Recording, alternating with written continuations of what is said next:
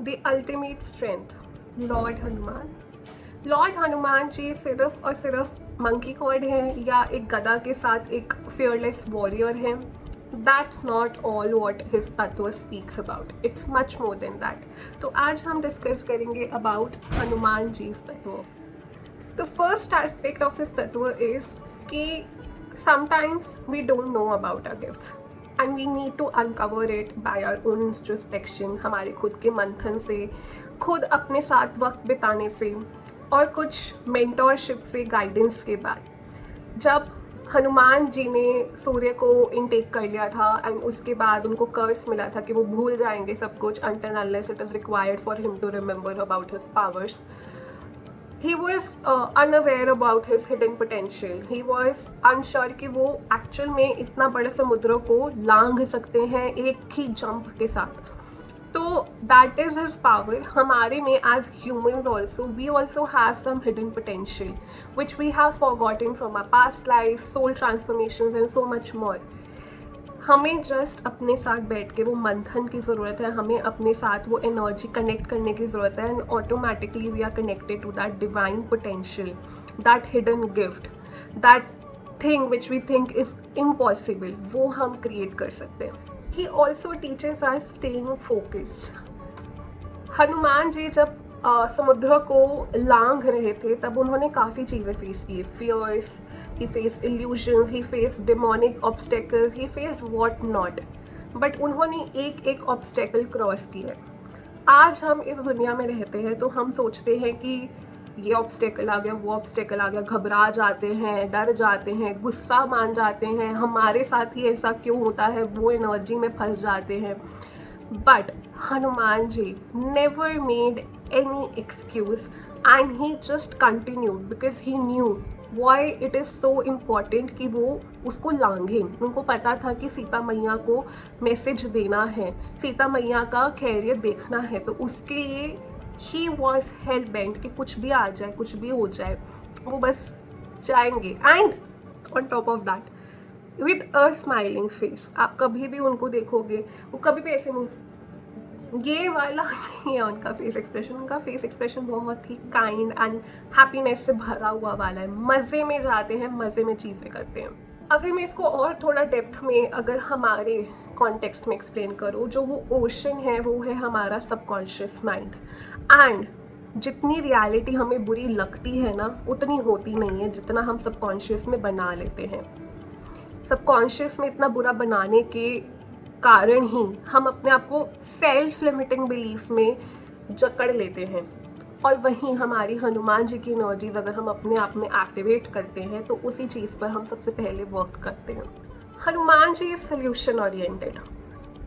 अब अगर देखो, जब लक्ष्मण जी को संजीवनी बूटी की ज़रूरत थी और हनुमान जी इधर उधर जा रहे थे, भटक रहे थे, और जब उन्होंने वो माउंटेन देखा संजीवनी बूटी वाला, ही वॉज कन्फ्यूज्ड।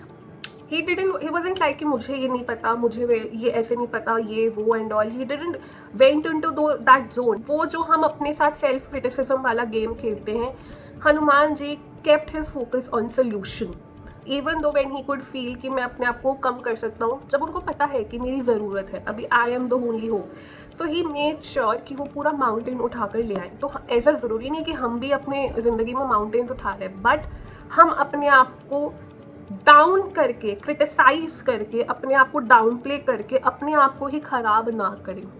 वो चीज़ पे अगर हम फोकस करना शुरू कर दें कि हम सेल्फ विक्टिमाइजेशन ना करके सोल्यूशन ओरिएंटेड रहे, तो हमारी लाइफ आगे बढ़ सकती है। हम अपने आप को हील कर सकते हैं, हम सामने वाले को हील कर सकते हैं, हम अपनी लाइफ को इम्प्रूव कर सकते हैं और फिर से बैटल में फाइट करने के लिए रेडी हो सकते हैं विद विक्ट्री। हनुमान जी कभी ना पहल नहीं करते लड़ाई की, बट अगर उनके साथ कोई लड़ने जाएगा तो जवाब देंगे। So there is an importance of anger also. I was doing therapy once and I told that I don't like my anger.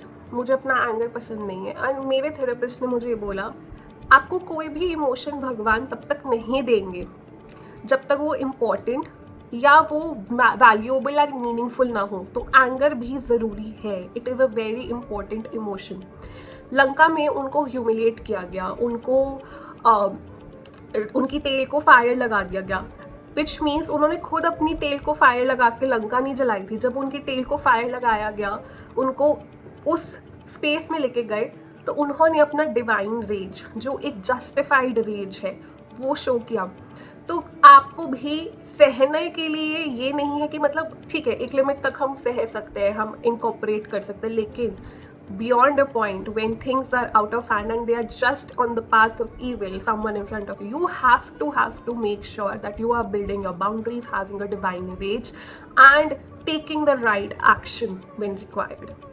Literal sense में Hanuman ji is वायुपुत्र and वायुपुत्र represents प्राण शक्ति, प्राण शक्ति जहाँ से हम जीवित हैं।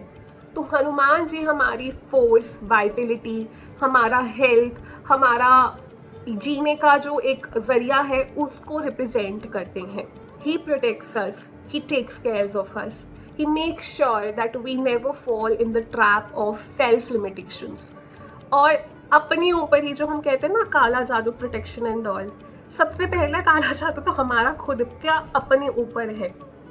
ही मेक श्योर कि वो चीज़ को सबसे पहले वो रिमूव करे। बेस्ड ऑन द डिस्कशन अगर मैं सिनॉप्सिस में बताना चाहूँ अबाउट हनुमान तत्व, it is fear removal, protection from negativity, strengthening willpower, confidence and discipline, psychic shielding, breaking laziness and procrastination, removing spiritual obstacles, grounding excessive emotional chaos, courage during difficult life phases, balancing aggressive Mars energies, and enhancing focus during sadhana. Hanuman ji is an incarnation of Shiva and he has an awakened Mooladhara, which represents the union of bhakti, strength and yogic mastery.